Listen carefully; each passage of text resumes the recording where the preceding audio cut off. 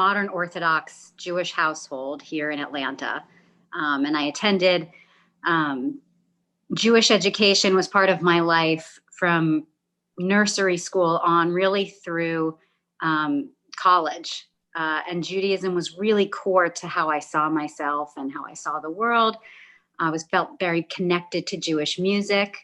And I really remember savoring the sound of prayer and of Torah reading all throughout my childhood, in Shabbat services and holiday services, and just being deeply moved by the way that those words and those tunes knit the Jewish experience together across the generations.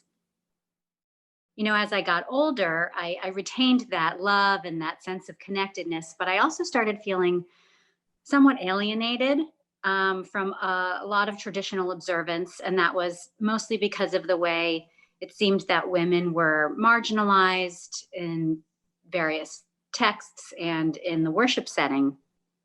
And what I really yearned for was a faith that acknowledged women's voices and their spiritual leadership, and that sort of had a concept of the divine feminine, which didn't seem to be prevalent at all in Jewish texts and Jewish prayer.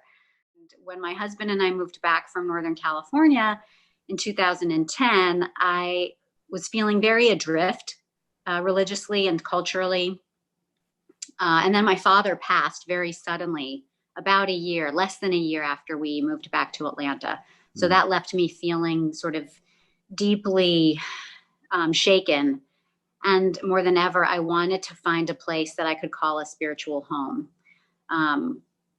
So it's funny now looking back that joining a synagogue at that time didn't cross my mind. I actually joined the Unitarians and was attending their services. But one day the music director over at UUCA told us that there was going to be a guest chorus joining us that morning. And it turned out to be the chorus of Congregation Bet Haverim. And when the chorus started singing, I was just thunderstruck. I was in awe. All my love of Jewish music and prayer sort of came flooding back. And there was that sweetness of familiarity and recognition. There was also a lot of surprise at how the words had been put into these new musical settings with new interpretations that felt so fresh and so immediate and forceful. And I just knew right away that I needed to be part of that. And then I later put my daughter in the community school, which we found to be a very rich and rewarding experience.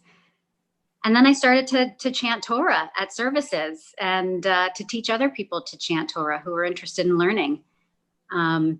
So CBH really turned out to be the home that I was looking for all those years. And I really feel that it's the place where the authenticity of my Jewish story is fully validated, fully celebrated.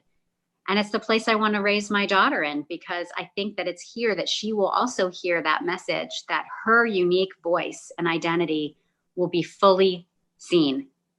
And youth and young people who feel empowered in the way their Jewish community sees them are going to be more likely to stick around, I think, and help shape the future direction of the Jewish community. For me, CBH has always been about the people. It is just this vibrant community of artists and musicians and teachers and healers and activists, change makers, who are always sort of exploring and pushing the boundaries of what it means to have our fullest expression as Jews and as LGBTQ people be among the blessings that the divine bestows upon us. Those are words from the prayer for the end of hiding, and they keep taking on new meaning for me throughout the pandemic, because I have felt so nourished by the way that people show up on Zoom in their fullest, most authentic and compassionate selves. And I want to see the role of music and art and creativity sustained through this challenging time.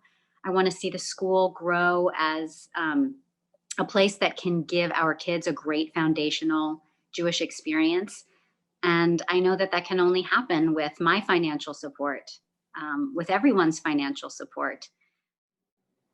We're asking you to consider giving $272 this year. More if you can, but any amount is truly welcome and truly appreciated. And if you're not able to give money, please consider giving your time, giving of yourself in some way to support the essential work that is always happening here. We are thrilled to announce the Sokolo Challenge. Each high holiday gift will be matched up to a total of $15,000.